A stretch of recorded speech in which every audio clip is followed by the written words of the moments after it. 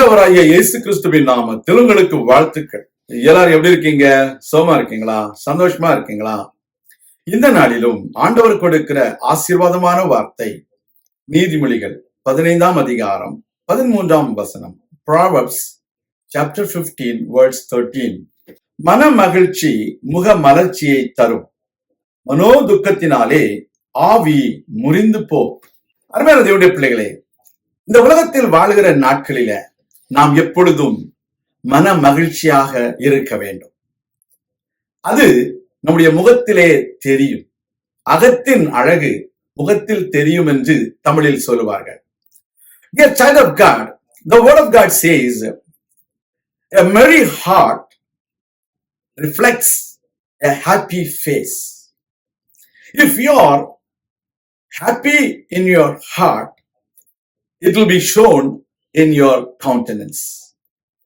There are times people of God may face many difficulties in their life, many kinds of oppositions in their life, but we should not give room for the demons to laugh at us. We have to be happy in every situation.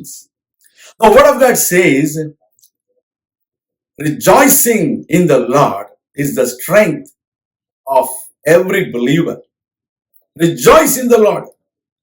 கர்த்தருக்குள் மனமகிழ்ச்சியா இருப்பது உங்களுடைய பலன். கர்த்தருடைய பிள்ளைகளே, நீங்களும் நானும் மனமகிழ்ச்சியா இருந்தா சாத்தானுக்கு முகத்துல கரி பூசின மாதிரி இருக்கும். எனவே துக்கத்தோடு இருக்கக்கூடாது.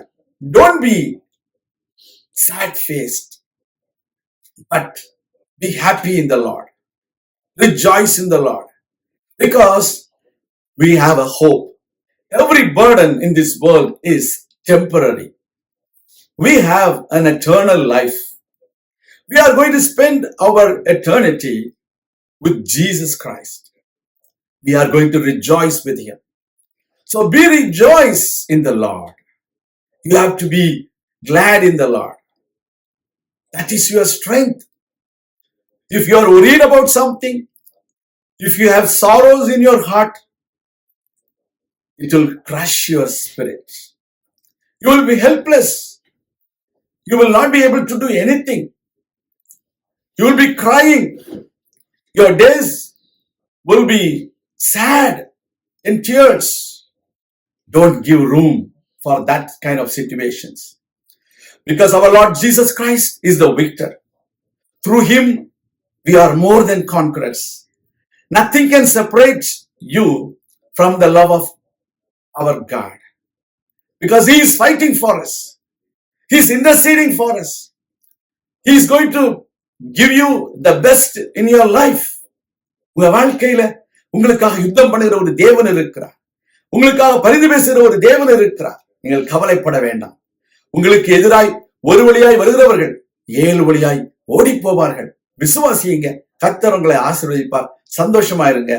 நாம் ஜெபிக்கலாம். எங்கள் அன்பின் பரலோக பிதாவே, மன மகிழ்ச்சி முக மலர்ச்சியை தரும், மனோதுக்கத்தினாலே ஆவி முறிந்து போகும் என்று சொல்லப்படுகிறது. நாங்கள் மன மகிழ்ச்சியாயிருக்க கிருபை தாரும். கர்த்தருக்குள் மகிழ்ச்சியாயிருப்பதே எங்கள் பலன் என்று வேதம் சொல்கிறது போல எங்கள் எல்லாவற்றிலும் மகிழ்ச்சியாயிருக்க கிருபை தாரும். நித்தியத்தை குறித்ததான நம்பிக்கை எங்களுக்கு தந்ததற்காக ஸ்தோத்திரம். உமோடு நாங்கள் வாழப்போறோம். உமக்கு ஸ்தோத்திரம். இயேசு கிறிஸ்துவின் நாமத்தில் ஜெபிக்கிறோம் எங்கள் நல்ல பிதாவே. ஆமேன். கர்த்தர் தாமே உங்களை ஆசீர்வதிப்பாராக. ஆமேன்.